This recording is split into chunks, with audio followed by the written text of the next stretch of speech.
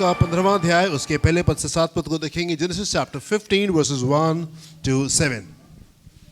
इन बातों के पश्चात जी यहोवा का यह वचन दर्शन में अब्राम के पास पहुंचा। जी हे अब्राम, जी। मत डर, तेरी ढाल और तेरा अत्यंत बड़ा प्रतिफल मैं हूँ। जी अब्राम ने कहा, हे प्रभु यहोवा, जी। मैं तो निर्वंश हूँ और मेरे घर का वारिस यह दमिश्क वासी एलीएजेर होगा, अतः तू मुझे क्या देगा? जी और अब्राम ने कहा, मुझे तो तूने वंश नहीं दिया, जी। और क्या देखता हूँ कि मेरे घर में उत्पन्न हुआ एक जन मेरा वारिस होगा। जी तब यहोवा का यह वचन उसके पास पहुंचा, यह तेरा वारिस ना होगा, जी तेरा जो निज पुत्र होगा जी वही तेरा वारिस होगा। वही तेरा वारिस होगा। और उसने उसको बाहर ले जाके कहा, जी आकाश की ओर दृष्टि करके तारागण को गिन, जी क्या तू उनको गिन सकता है? फिर उसने उससे कहा, तेरा वंश ऐसा ही होगा। जी उसने यहोवा पर विश्वास किया जी। और यहोवा ने इस बात को उसके लेखे में धर्म गिना। आमेन। तब उसने उससे कहा, जी मैं वही यहोवा हूँ जी जो तुझे कसदियों के ऊर नगर से बाहर ले आया जी कि तुझको इस देश का अधिकार दे दूं। ताकि तुझको इस देश का अधिकार देश दूं। का अधिकारी बना दूं, अधिकार दे दूं। हालेलुया। वापस आएंगे, पहले पद से देखेंगे क्या लिखा हुआ है यहाँ पे। इन बातों के पश्चात इन बातों के पश्चात यहोवा का यह वचन यहोवा के वचन दर्शन में अब्राहम के पास पहुंचा। हे अब्राम, मत डर, तेरी ढाल और तेरा अत्यंत बड़ा प्रतिफल बड़ा फल मैं हूँ। इन बातों के पश्चात यहोवा का ये वचन जो है ये अब्राहम के पास से पहुंचा। इन बातों के पश्चात जो हमारा टेक्स्ट है इस मौसम का, इस सीजन का, इस साल का, प्रकाशित वाक्य उसका 4था अध्याय और उसके पहले पद में यूहन्ना यहाँ पे क्या कहता है? इन बातों के बाद जो मैंने दृष्टि की तो क्या देखता हूँ कि स्वर्ग में एक द्वार खुला हुआ है और जिसको मैंने पहले तुरही से शब्द से अपने साथ बातें करते सुना था, वही कहता है यहाँ ऊपर आ जा। इन बातों के बाद में, इन बातों के पश्चात आप क्या देख रहे हैं 2024 में? जब आप एंटर करें, आप अपने आगे क्या देख रहे हैं? जो कुछ भी आपने पिछले दिनों, पिछले मौसम में, पिछले सालों में जो कुछ भी आपने अनुभव किया, उन तमाम बातों के पश्चात जब आप आगे की ओर देख रहे हैं, जो आप आगे की ओर बढ़ रहे हैं, वो क्या बातें हैं जो आप अपने सामने रखते हैं? वो क्या बातें हैं जो आप अपने सामने देख रहे हैं? इन बातों के पश्चात अब्राहम के पास में परमेश्वर का वचन पहुंचता है। इन बातों के पश्चात अब्राहम के पास में परमेश्वर का वर्ड पहुंचता है, परमेश्वर का वचन पहुंचता है और परमेश्वर उससे कहते, अब्राहम मत डर, अब्राहम मत डर, मैं तेरी ढाल और तेरा अत्यंत बड़ा प्रतिफल हूं। मेरे प्रियो, एक महीना 2024 का बीत चुका है। मैं आपसे पूछना चाहता हूं, वो क्या बात है जो परमेश्वर ने आपसे कही? वो क्या चीजें हैं जो परमेश्वर की तरफ से आप तक के पहुंची? वो क्या बातें हैं जिनके ऊपर आप मनन करें? मैं आपसे पूछना चाहता हूं, एक महीने से हम लोग इस बात के ऊपर मनन करें। इन बातों के पश्चात परमेश्वर का वचन एलिया के अब्राहम के पास से पहुंचा। इन बातों के पश्चात परमेश्वर का वचन जो है वो यूहन्ना के पास से पहुंचा और यूहन्ना वहां पे क्या देखता है? खुले हुए द्वार को देखता है। मैं आपसे पूछना चाहता हूं, 2024 में एक महीना शिक्षा प्राप्त करते हुए हो गया। परमेश्वर के बड़े फजल को, बड़े अनुग्रह को हमने इस बीच में देखा, बड़े चमत्कारों को देखा। ढेर सारे लोगों के जीवन में इस समय गवाहियां हैं कि जो उनके रुके हुए काम थे एकदम से हो गए। परमेश्वर बातों को हमारे जीवन में कंप्लीट कर रहे हैं, उन बातों को हमारे बीच में कंप्लीट कर हम बड़े छुटकारे को इन दिनों में हम देख रहे हैं। वो क्या बातें हैं जो परमेश्वर ने आपसे कही? इन बातों के पश्चात यूहन्ना स्वर्ग में एक खुले दरवाजे को देखता है और वहां पे उसके पास में वो पहली आवाज, वो तुरही की सी पहली आवाज उसके कानों में पड़ती है जो उसे कहती है, ऊपर आ जा और मैं तुझे वो बातें दिखाऊंगा जो होने जा रही हैं, और मैं तुझे वो बातें दिखाऊंगा जो होने जा रही है। मैं आपसे कहना चाहता हूं, मसीही जीवन परमेश्वर से सुनने वाला जीवन है, परमेश्वर से सुनने वाला जीवन है। इस मौसम में जब आप आगे की ओर बढ़ रहे हैं, ये मौसम जो कि बड़े प्रतिफल का मौसम है, ये मौसम जो कि एक युद्ध का मौसम है, इन बातों में आप इस मौसम में आपने परमेश्वर से क्या सुना? आप परमेश्वर से क्या सुन रहे हैं? यहाँ पे परमेश्वर अब्राहम से कह रहे हैं, इन बातों के पश्चात अब्राहम के पास वचन पहुंचा। वापस अपने टेक्स्ट में आएंगे। यहोवा का यह वचन दर्शन में अब्राहम के पास पहुंचा। हे अब्राहम, मत डर, तेरी ढाल और तेरा अत्यंत बड़ा प्रतिफल मैं हूँ। अब्राहम डर रहा था, अब्राहम घबरा रहा था, कुछ बातें थी जो उसके मन में चल रही थी। अब्राहम डर रहा था। परमेश्वर का वचन पहुंचता आगे ये लिखा है, अब्राहम ने कहा, हे प्रभु यहोवा, मैं तो निर्वंश हूँ और मेरे घर का वारिस ये दमिश्क वासी एलीएजेर होगा। अतः तू मुझे क्या देगा? क्या मुझे देगा? और अब्राहम ने कहा, मुझे तो तूने वंश नहीं दिया, और क्या देखता हूँ कि मेरे घर में उत्पन्न हुआ एक जन मेरा वारिस होगा। तब यहोवा का यह वचन उसके पास पहुंचा, यहोवा का यह वचन उसके पास से पहुंचा, ये तेरा वारिस ना होगा, ये तेरा वारिस नहीं होगा, तेरा जो निज पुत्र होगा, वही तेरा वारिस होगा। बहुत दिनों से अब्राहम वेट कर रहे हैं, बहुत समय से अब्राहम इंतजार कर रहे हैं एक बेटे के लिए। 75 साल की उम्र में इंतजार करते करते वो प्रभु को उसने जाना, एंड प्रभु के पीछे उसने चलना शुरू किया। अभी अब्राहम को प्रभु के साथ में चलते चलते अच्छा खासा समय हो गया है। तकरीबन इस समय उसकी उम्र जो है वो 85 साल के आसपास की उसकी उम्र है। एक लंबा समय बीत गया परमेश्वर के साथ में चलते चलते, और अभी उसको वो चीज़ें नहीं मिली हैं जिसकी आशा के साथ में वो परमेश्वर के पास में आया था। आज की सुबह मैं उन लोगों से बात करना चाहता हूं जो कि इंतजार में हैं। आज की सुबह मैं उन लोगों से बात करना चाहता हूं, या परमेश्वर का वचन उन लोगों से बात करना चाहता, for people who have been waiting too long. वो लोग जो कि बहुत समय से अपने छुटकारे का इंतजार करते आ रहे हैं, जो बहुत समय से अपनी चीजों के लिए वेट करते आ रहे हैं, वफादारी के साथ में परमेश्वर को थामे हुए, वफादारी के साथ में परमेश्वर को पकड़े हुए। एक लंबा दौर बीत गया है। तकरीबन 80 से 85 साल के बीच में अब्राहम की उम्र है। 75 साल की उम्र में वो परमेश्वर के पास में आया था। इतना लंबा दौर उसका बीत गया है, अभी वो छुटकारा उसको नहीं मिला है जिसकी वो आशा में वहां पे परमेश्वर के पास में आया था। आज की सुबह मैं उन लोगों से बात करना चाहता हूं जो इंतजार कर रहे थे, बहुत समय से इंतजार में ठहरे हुए। मैं आपसे कहना चाहता हूं ये वो मौसम है कि परमेश्वर आपके पिछले साल की वफादारी का प्रतिफल देने जा रहे हैं। You have been faithful। वो लोग जो कि पिछले दिनों वफादार रहे हैं, मैं उनसे बात करना चाहता हूँ, आप वफादार परमेश्वर के साथ में रहें। वो मत देखिए जो कि आपके चारों ओर हो रहा है, आप परमेश्वर की ओर देखें।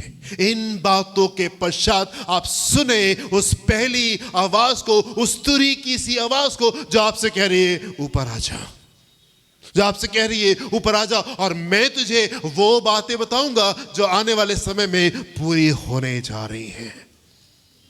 हालेलुया। वो लोग जो कि वफादारी से परमेश्वर को पकड़े हुए हैं, वो लोग जो कि वफादारी से परमेश्वर को थामे हुए हैं, मेरे प्रिय मैं आपसे कहना चाहता हूं ये आपका मौसम है, ये आपका मौसम है। एंड परमेश्वर इस मौसम में चीजों को सिद्ध कर रहे हैं। To those people who have been waiting for a very long time, वो लोग जो कि बहुत समय से इंतजार करते रहे, मैं आपसे कहना चाहता हूं ये आपका मौसम है, ये आपका समय है। एंड परमेश्वर चीजों को सिद्ध करने जा रहे हैं, परमेश्वर चीजों को परफेक्ट करने जा रहे हैं। आमीन। परमेश्वर न्याय करने वाला परमेश्वर है।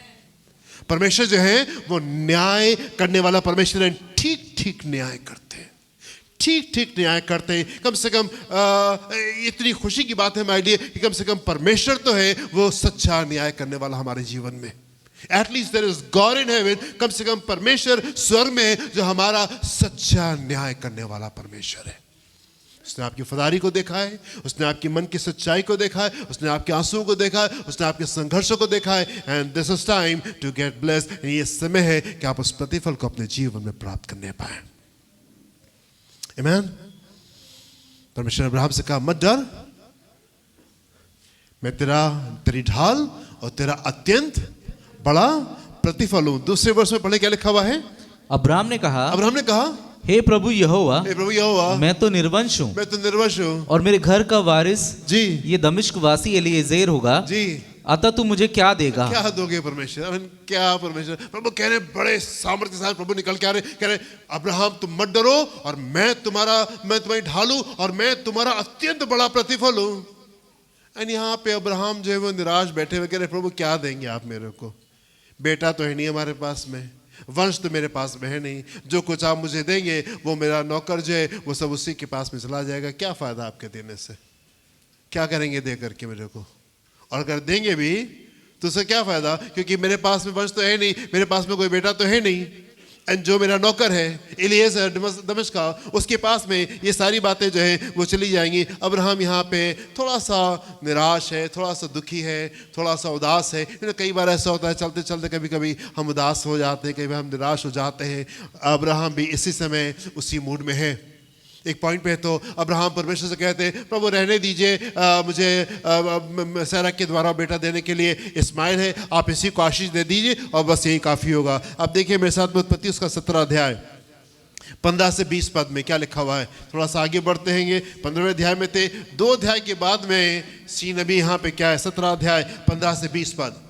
फिर परमेश्वर ने अब्राहम से कहा, परमेश्वर अब्राहम से कहा, तेरी जो पत्नी सारे है, तेरी जो पत्नी सारा है उसको तू अब सारे ना कहना जी, उसका नाम सारा होगा जी, मैं उसको आशीष दूंगा, उसको आशीष दूंगा और तुझको उसके द्वारा एक पुत्र दूंगा जी, और मैं उसको ऐसी आशीष दूंगा जी कि वह जाति की मूल माता हो जाएगी जी, और उसके वंश में राज के राजा उत्पन्न होंगे जी। तब अब्राहम मुंह के बल गिर पड़ा जी और हंसा और मन ही मन कहने लगा, क्या 100 वर्ष के पुरुष के भी संतान होगी जी, और क्या सारा जो 90 वर्ष की है पुत्र जनेगी जी। और अब्राहम ने परमेश्वर से कहा, इस्माइल तेरी दृष्टि में बना रहे, यही बहुत है, यही बहुत है जी। तब परमेश्वर ने कहा, निश्चय तेरी पत्नी सारा के तुझसे एक पुत्र उत्पन्न होगा, तेरी पत्नी सारा के द्वारा तुझे एक पुत्र उत्पन्न होगा। अब्राहम आंसू में है, निराशा में है, और अब्राहम को लग रहा है प्रभु तो इतना लंबा समय हो गया, प्रभु उसके पास में बड़े वायदे के साथ में आ रहे, अब तो सारा ही नहीं कहना अपनी पत्नी को, सारा अब तेरी पत्नी कहलाएगी क्योंकि मैं उसको बहुत आशीष देने जा रहा हूँ। एंड अब्राहम कहते हैं प्रभु क्या मैं जो 100 साल का हूँ, क्या बेटा पैदा होगा, मेरी पत्नी 90 साल की, क्या बेटा पैदा होगा। प्रभु बस आप इस्माइल जो मेरा बेटा है, आप इसी को बस आशीष दे दीजिए, वो आपके सामने बना रहे, मेरे लिए बस यही काफ़ी है। ये काफ़ी नहीं है क्योंकि वो सिद्ध परमेश्वर है, क्योंकि वो न्याय करने वाला परमेश्वर है। ये काफ़ी नहीं है। कई बार हम डिप्रेशन में जाते हैं, निराशा में जाते हैं, आंसू में जाते हैं, कॉम्प्रोमाइज़ में जाते हैं, लो ये नहीं मिल सकता, चलो यही काफ़ी है, इतने ही से काम चला लेंगे। नहीं मेरे प्रिय, मैं आपसे कहना चाहता हूँ परमेश्वर आपका न्याय करना चाहते हैं, परमेश्वर आपका न्याय करना चाहते हैं और आपको वो देना चाहते हैं आप जिसके योग्य हैं, आप जिसके योग्य हैं, परमेश्वर वो आपको देना चाहते हैं। And he is God and he is able, वो परमेश्वर है और वो कर सकता है, वो परमेश्वर है और वो कर सकता है। सृष्टि की रचना कैसे हुई, सब कुछ को उसने कुछ भी नहीं से उसने रच दिया, उसने कह दिया और सारी चीजें हो गई। He is a powerful God, वो सामर्थ्य परमेश्वर। आप उसको इस प्रकार से अपने सामने रखें, नहीं प्रभु मेरे लिए सब कुछ कर सकते हैं। आप वो जो इतने समय से इंतजार करते आ रहे, ये आपका मौसम है कि प्रभु उस छुटकारे को आपके बीच में उंडेल दे। हालेलुया। यहाँ पे क्या लिखा है, परमेश्वर ने अब्राहम से कहा, निश्चय तेरी पत्नी सारा के तुझसे एक पुत्र उत्पन्न होगा जी, और तू उसका नाम इसहाक रखना, उसका नाम इसहाक रखना, और मैं उसके साथ ऐसी वाचा बांधूंगा जी, जो उसके पश्चात उसके वंश के लिए युग युग की वाचा होगी, युग की वाचा होगी। इस्माइल के विषय में भी मैंने तेरी सुनी है जी, मैं उसको भी आशीष दूंगा, और उसे फलवंत करूंगा और अत्यंत ही बढ़ा दूंगा, उससे 12 प्रधान उत्पन्न होंगे जी, और मैं उससे एक बड़ी जाति बनाऊंगा, बड़ी जाति बना दूंगा, उसको बड़ी जाति बना दूंगा। लेकिन तुमसे किए हुए वायदे को मैं जरूर से पूरा करूंगा, तुमसे किए हुए वायदे को मैं जरूर पूरा करूंगा। तुमको और सारा को एक बच्चा होगा और उसका नाम इसहाक रखा जाएगा, और उसी से मेरे वायदे आगे चलेंगे, उसी से मेरे वायदे आगे चलिए। कई बार हमको लगता है कि नहीं अब ये चीज़ें नहीं हो सकती, हम कॉम्प्रोमाइज़ में जाते, हम डर जाते, हम घबरा जाते, पर मैं आपसे कहना चाहता हूँ वो परमेश्वर है और वो सब कुछ को कर सकता है। कई बार अपनी चीज़ों को हम देखते हैं, अब्राहम ने चीज़ों को देखा, कई बार हम सारा को देखते हैं और हमको लगता है कि अब तो ये बूढ़ी हो गई है। कई बार अपने आप को देखते हैं अब्राहम के समान, अब्राहम कहता है अब तो मैं बूढ़ा हो गया हूँ, मेरी पत्नी तो बूढ़ी हो गई, क्या अब ये चीज़ें हो सकती? यस, ये चीज़ें हो सकती है, यस, ये बातें हो सकती है क्योंकि परमेश्वर ने कहा है और इसलिए ये चीजें ऐसी हो जाएंगी। मैटर नहीं कि सारा की उम्र क्या है, मैटर नहीं कि अब्राहम की उम्र कितनी है, परमेश्वर आपसे क्या कह रहे हैं, that is what is more important. परमेश्वर आपसे क्या कह रहे हैं और वो ज्यादा आवश्यक है। कई बार अपनी चीजों को हम देखते हैं और हमको लगता है अब तो ये असंभव है, अब तो ये असंभव। कई बार हम गुजरे जमाने के वायदों को देखते हैं जो परमेश्वर ने हमसे किए थे और अपने अभी की परिस्थिति को देखते हैं और हमको लगता नहीं अब तो ये नहीं हो सकता। मैं आपसे कहना चाहता हूं, यस ये हो सकता है, यस ये हो सकता है। यूसुफ जिस समय गुलामी में चला गया, क्या उसको देख करके लगता था कि कभी वापस आने पाएगा? यूसुफ जब गुलामी में चला गया, जब वो जेल में चला गया, तब क्या लगता था कि वो वायदे जो परमेश्वर ने उससे किए थे कि चांद और सूरज उसके सामने झुक करके उसको सिजदा करे, वो उसके जीवन में पूरे होंगे? हो सकता है लोगों को ना लगे, हो सकता है आपको ना लगे, लेकिन यूसुफ को यकीन था, यस प्रभु जो आपने मुझसे वायदे किए हैं वो जरूर से पूरे होंगे। हो सकता है आपको लगे, हो सकता है और लोगों को लगे नहीं कैसे ये जेल से बाहर निकल सकता है, कैसे अब ये गुलामी से बाहर निकल करके ऐसे निकल के आएगा कि पूरा घराना इसको जो है वो उसके सामने झुकेगा, आसमान और सूरज जो है वो उसके सामने झुकने पाएंगे, ये कैसे पॉसिबल होगा? Yes, God can do it, he is God and he can do it. Hallelujah, वो परमेश्वर है और वो कर सकता है। उसने दाऊद से कहा था कि मैं तुमको राजा बनाऊंगा, तो उसने उसको राजा बना दिया। शाऊल ने भरसक कोशिश की अपनी पूरी सेना को लेकर के कि दाऊद को मार दे, दाऊद को खत्म कर दे। शाऊल उसकी सेना खत्म हो गई, दाऊद के पास में सिंहासन आ गया क्योंकि परमेश्वर ने दाऊद से कहा था अपने अपने अपने विश्वास को आप जागने दें, अपने विश्वास को आप जागने दें। वो वायदे जो पिछले दिनों परमेश्वर ने आपसे किए, आपकी वफादारी इन दिनों में पूरी होने जा रही है। परमेश्वर इन दिनों आपको ब्लेस करने जा रहे हैं। आप वो लोग जो कि पिछले दिनों वफादार रहे हैं, God is about to bless you. परमेश्वर ने अब्राहम से कहा था तुम्हारे लोग 400 साल गुलामी में रहेंगे, उसके बाद में उनको वहां से बाहर निकालूंगा। 400 साल के बाद में परमेश्वर आ जाते हैं और उनको अपने लोगों को निकाल करके बाहर ले जाते हैं। चाहे कितना असंभव क्यों नहीं दिखाई दिया, परमेश्वर ने वहां से उनको बाहर निकाल करके खड़ा कर दिया।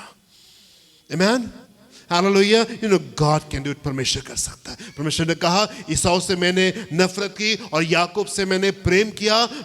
इन दोनों के पिता इसहाक भरसक कोशिश करता रहा कि सारी आशीषें वो ईसाऊ को दे दे, सारी आशीषें वो ईसाऊ को दे दे, लेकिन परमेश्वर ने कहा था ईसाऊ से मुझे नफरत है और याकूब से मैं प्रेम करता हूं। इन सारी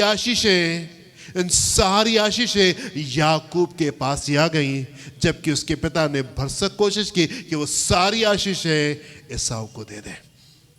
He is God and he is able। आप मेरे साथ में देखें डैनियल उसका 3रा अध्याय 25 से 30 पद को देखें। सद्रक, मीशक, अबेदनगो, वो लोग जो वफादार रहे हैं, वो लोग जो वफादार रहे हैं, परमेश्वर आपकी वफादारी का प्रतिफल किस प्रकार से देते हैं। फिर उसने कहा है कि हम उस अपने इंतजार के प्रतिफल को अपनी जिंदगी में प्राप्त करने पाए। डैनियल उसका 3रा अध्याय 25 पद से। जी, फिर उसने कहा अब मैं देखता हूँ कि 4 पुरुष आग के बीच खुले हुए टहल रहे हैं। नबूकदनेस्सर देख रहा है, नबूकदनेस्सर ने एक मूर्ति बनाई और नबूकदनेस्सर ने अपनी मूर्ति बना के खड़ी की और कहा कि मेरी मूर्ति के सामने झुको, और जो नहीं झुकेगा उसको आग के भट्टी में डाल दिया जाएगा। सद्रक, मीशक, अबेदनगो ने कहा ना, हमको मालूम है कि हमारा परमेश्वर हमको तुमसे और तुम्हारी आग से बचा सकता है, नहीं भी बचाएगा तो इस मूर्ति के सामने हम नहीं झुकेंगे। एंड राजा बहुत गुस्सा हुआ और राजा ने उठवा करके उनको आग में, तीनों को आग में फेंकवा दिया। अब राजा नबूकदनेस्सर क्या देखता है कि वहां 3 नहीं बल्कि वहां पे 4 लोग हैं और जी आगे 4 पुरुष आग के बीच खुले हुए टहल रहे हैं जी, और उनको कुछ भी हानि नहीं पहुंची, कुछ भी नहीं हानि हो रही है। और चौथे पुरुष का स्वरूप ईश्वर के पुत्र के सदृश है। जी, फिर नबूकदनेस्सर उस धधकते हुए भट्टे के द्वार के पास जाकर कहने लगा जी, हे शद्रक, मेशक और अबेदनगो, जी, हे परम प्रधान परमेश्वर के दासों,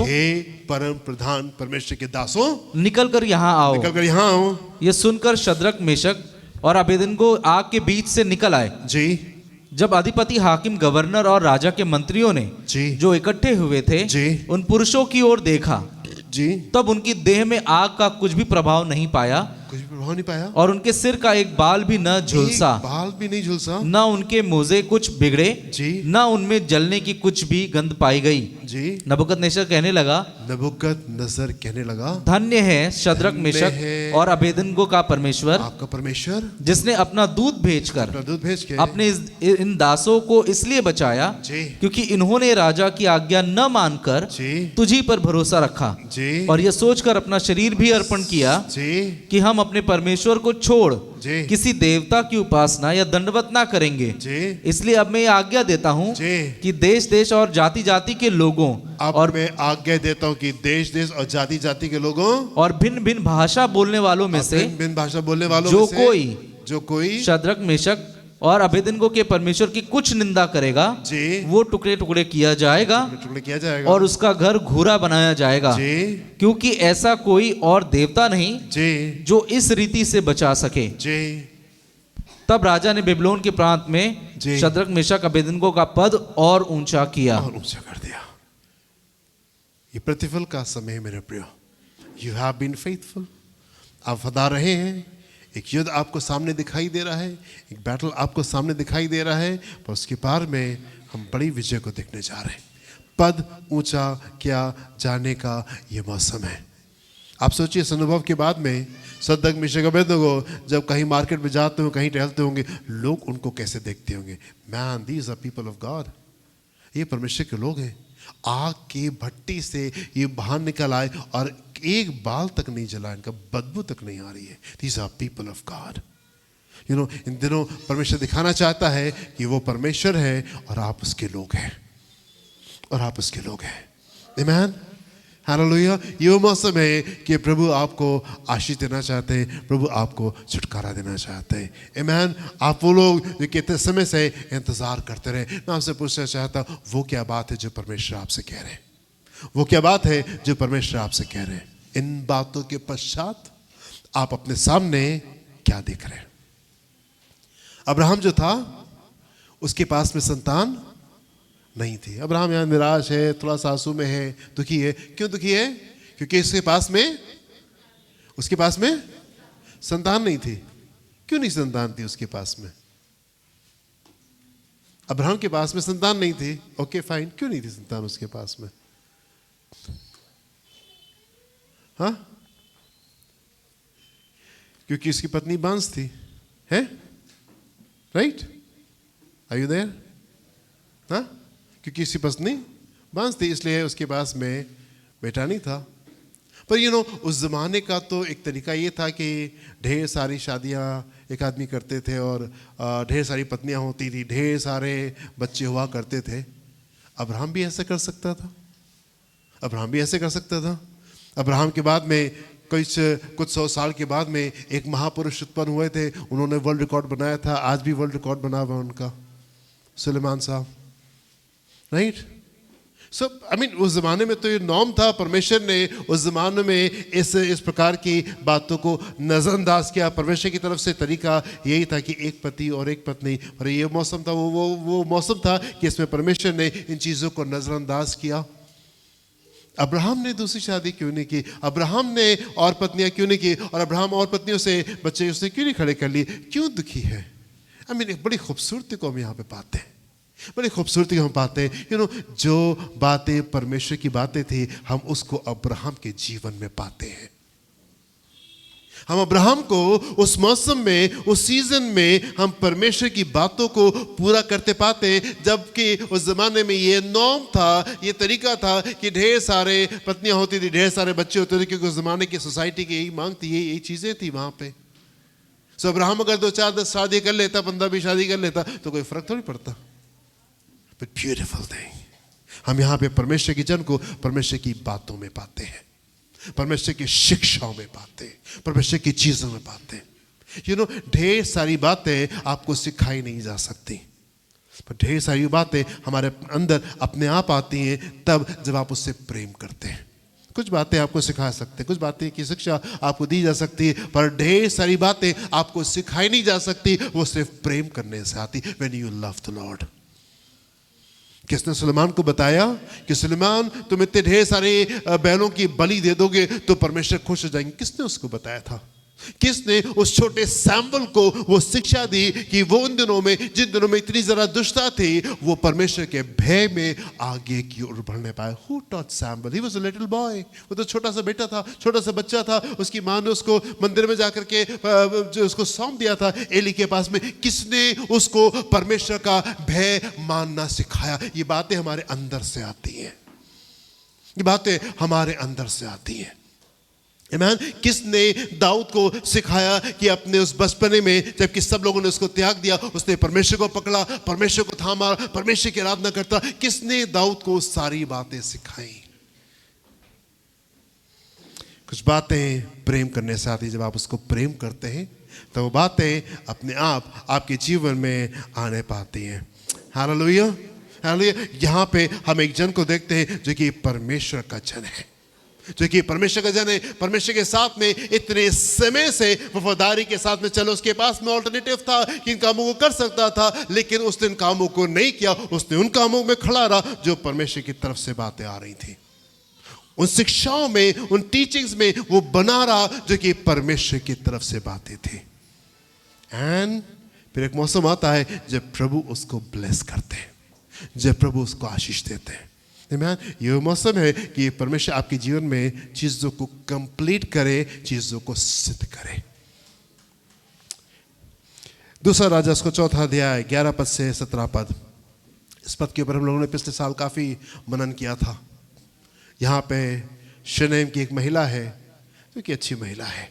she is a good lady, अच्छी महिला है। एलीशा का ख्याल रखा, गेहजी का ख्याल रखा। जब कभी आओ यहाँ रुको, खाओ पियो, उसके बाद में जाओ। कोठरी बनवा दी, कमरा बना दिया, पलंग लगा दिया, लैंप लगा दिया, टेबल रख दी, चेयर रख दी। जब कभी आओ तो यहाँ पे विश्राम करो और जितने दिन रहना चाहो रहो, उसके बाद में जाओ। Here is a good lady. बगैर किसी उम्मीद के, बगैर किसी एक्सपेक्टेशन के, ये परमेश्वर के जीवन के, परमेश्वर के जन को ये ऑनर कर रही है। परमेश्वर के जन का ये ख्याल करी, बगैर किसी लालच के, बगैर किसी आशा के, ये परमेश्वर के जन का ख्याल करी। पढ़े क्या लिखा हुआ है यहाँ पे 11 पद से। एक दिन की बात है, एक दिन की बात है कि वो वहां जाकर उस उपरौठी कोठरी में टिका जी, और उसी में लेट गया। और उसने अपने सेवक गेहजी से कहा जी, उस शुनेमिन को बुला ले जी। उसके बुलाने से वह उसके सामने खड़ी हुई जी। तब उसने गेहजी से कहा, इससे कह कि तूने हमारे लिए ऐसी बड़ी चिंता की है जी, तो तेरे लिए क्या क्या किया जाए जी? क्या तेरी चर्चा राजा या सेना प्रधान सेनापति से की जाए? उसने उत्तर दिया जी, मैं तो अपने ही लोगों में रहती हूँ जी। फिर उसने कहा, तो इसके लिए क्या किया जाए? गेहजी ने उत्तर दिया, निश्चय उसके कोई लड़का नहीं और उसका पति बूढ़ा है जी। उसने कहा, उसको बुला ले। और जब उसने उसे बुलाया तब वो द्वार में खड़ी हुई। तब उसने कहा, वसंत ऋतु में दिन पूरे होने पर तू एक बेटा छाती से लगाएगी। स्त्री ने कहा, हे मेरे प्रभु, हे परमेश्वर के भक्त, ऐसा नहीं, अपनी दासी को धोखा ना दे। स्त्री को गर्भ रहा और वसंत ऋतु का जो समय एलीशा ने उससे कहा था, उसी समय जब दिन पूरे हुए तब उसके पुत्र उत्पन्न हुआ जी। हालेलुया। यहाँ पे एक महिला है जो कि अच्छी महिला है, पर अपनी बातों में वो संतुष्ट है, अपनी बातों में खुश है। एलीशा पूछता है, वो क्या है जो हम तुम्हारे लिए कर सकते हैं?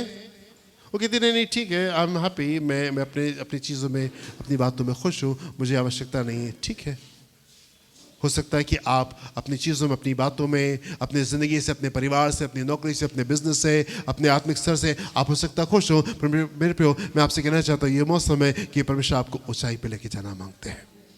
ये मौसम है कि परमेश्वर आपको गोशेन से उठा करके कनान में पहुंचा देना मांगते हैं। You might be happy with your things. आप अपनी बातों के साथ में हो सकता खुश हो। आपको लगे नहीं प्रभु सब कुछ ठीक है, हाँ ठीक है, कुछ कमी घटी है, लेकिन कोई दिक्कत नहीं, I am absolutely fine। पर मैं आपसे कहना चाहता हूँ, वो न्याय करने वाला परमेश्वर है और वो आपकी जिंदगी में न्याय करना चाहता है। You have been faithful, आप वफादार रहे हैं पिछले मौसम में, पिछले दिनों में, एंड परमेश्वर इस मौसम में आपको प्रतिफल देना चाहते हैं। You have been faithful, आप वफादार रहे हैं पिछले दिनों में, पिछले मौसम में, आप बड़ी वफादारी के साथ में उसके साथ में चले। ये वो मौसम है, ये वो टाइम है कि परमेश्वर आपका न्याय करे और आपके जीवन में छुटकारे को ढेल दे। ये हो सकता था कि परमेश्वर इस्माइल के थ्रू वादों को पूरा कर लेते या किसी और पत्नी के थ्रू पूरा कर लेते, नहीं, परमेश्वर ने सारा की वफादारी को ब्लेस किया और अब्राहम की वफादारी को ब्लेस किया। और चाहे कितना डिफिकल्ट क्यों नहीं हो, चाहे कितना नामुमकिन क्यों नहीं हो, परमेश्वर इन कामों को कर सकते हैं। परमेश्वर इन कामों को कर सकते हैं। आप मेरे साथ में देखें उत्पत्ति उसका 17 अध्याय पहले 2 पद को देखें क्या लिखा हुआ है। Genesis chapter 17 versus 1 and 2। जब अब्राहम 99 वर्ष का हो गया जी, तब यहोवा ने उसको दर्शन देकर कहा, मैं सर्वशक्तिमान ईश्वर हूँ, मैं सर्वशक्तिमान ईश्वर हूँ, मेरी उपस्थिति में चल, मेरी उपस्थिति में चल और सिद्ध होता जा, और सिद्ध होता जा। मैं तेरे साथ वाचा बांधूंगा जी, और तेरे वंश को अत्यंत ही बढ़ाऊंगा। मेरे उपस्थिति में चल और सिद्ध होता जा। मेरी उपस्थिति में चल और सिद्ध होता जा। आमीन। आपको क्या करना है? परमेश्वर अपनी सिद्धता को आपके जीवन में पूरा करना चाहते हैं, पर उससे पहले क्या आएगा? आप उसकी उपस्थिति में चले। आप उसकी उपस्थिति में चले। इन बातों के पश्चात होने पाए कि आप देखने पाए, जब आप देखें तो आपको स्वर्ग में एक खुला हुआ दरवाजा दिखाई देने पाए। अगर आपको प्रतिफल चाहिए, परमेश्वर के सम्मुख जाएं, परमेश्वर के सम्मुख ठहरे और उससे सुन करके आप आगे गिर बढ़ने पाए। सिर्फ आशा लगा देने से चीजें नहीं हो जाएंगी। हाँ प्रभु एक दिन आप हमारे जीवन में एक खूबसूरत काम को करेंगे, नहीं। प्रभु ने अब्राहम से कहा, यस तूने बहुत दिन वफादारी कर ली, अब मैं तुझे आशीष देने जा रहा हूं। नहीं, इतने साल के बाद में 99 साल का अब्राहम है और अभी परमेश्वर का वचन उसके पास से पहुंच रहा है, अब्राहम मेरे उपस्थिति में चल और सिद्ध होता जा। मेरी उपस्थिति में चल और सिद्ध होता जा। सिर्फ परमेश्वर से उम्मीद करें कि परमेश्वर आपके जीवन को छू ले और बदल दे, ये काफी नहीं। इससे पहले कि परमेश्वर आपके जीवन में काम करे, अपने जीवन में परिवर्तन को लेके आए, अपने जीवन में उस चेंज को लेके आए, वो चेंज जो जरूरी है। इस 2024 से बड़ा वायदा परमेश्वर ने किया एंड बड़े वायदे को हम क्लेम करें। हाँ प्रभु ये बातें हमारे जीवन में होंगी। वो परिवर्तन कहाँ है जो आपके जीवन में आना चाहिए? Where is that change? वो क्या बातें हैं जो आपने इस मौसम में, इस सीजन में सोचा कि ओके ठीक है 2024 से मैं इन बातों में परिवर्तन को लेके आऊंगा, मैं ये करूंगा, मैं ये करूंगा और मैं ये करूंगा।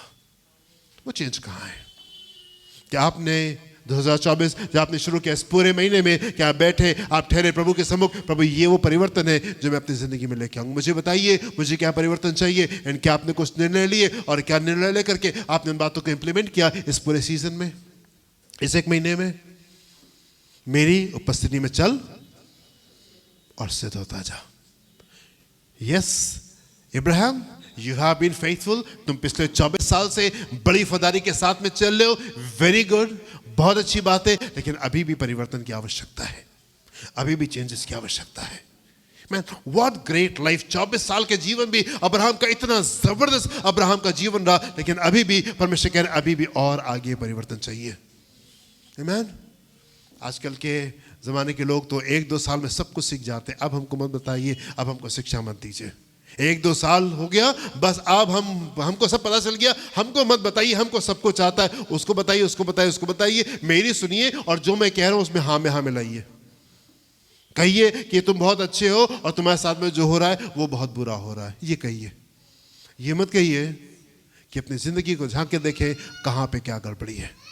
एवरी टाइम जब कहीं पर कुछ गड़बड़ी होने शुरू होती है, पहली चीज जो हम चेक करते हैं वो ये कि हमसे कहाँ गड़बड़ी हुई, हमसे कहाँ गलती हुई, ये चीज हमारे जीवन में क्यों हो रही है। कहीं ऐसा तो नहीं है कि हमने कुछ गलत किया, उसको फौरन चेक करते हैं। Hallelujah, thank you Jesus. So उसकी उपस्थिति में चले और आप सिद्ध होते जाएं। आगे चलेंगे हम लोग, तीसरे पद से देखेंगे आगे क्या लिखा हुआ है। उत्पत्ति 17:3-8।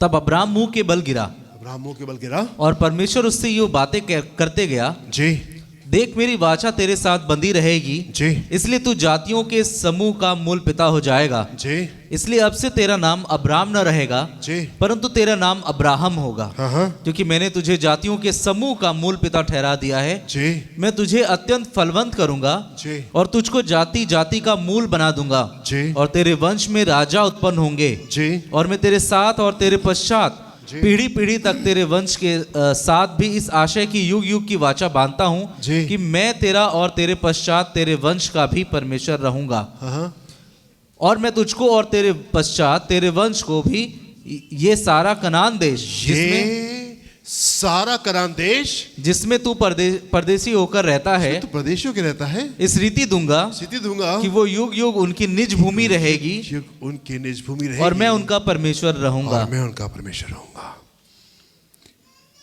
परमेश्वर ने अब्राहम से सिर्फ ये वादा नहीं किया कि मैं तुमको बेटा दूंगा, पर ये भी वादा किया कि मैं इनको इतना बढ़ाऊंगा कि अगर कोई आसमान के तारों को गिन सकेगा तो तुम्हारे बेटों को गिनने पाएगा। राजा तुमसे उत्पन्न होंगे, बड़ी जातियां तुमसे पैदा होंगी। ना सिर्फ ये वादा किया, लेकिन परमेश्वर यहाँ पे अब्राहम से वादा करे, ये पूरा कनान देश में तुमको दे दूंगा।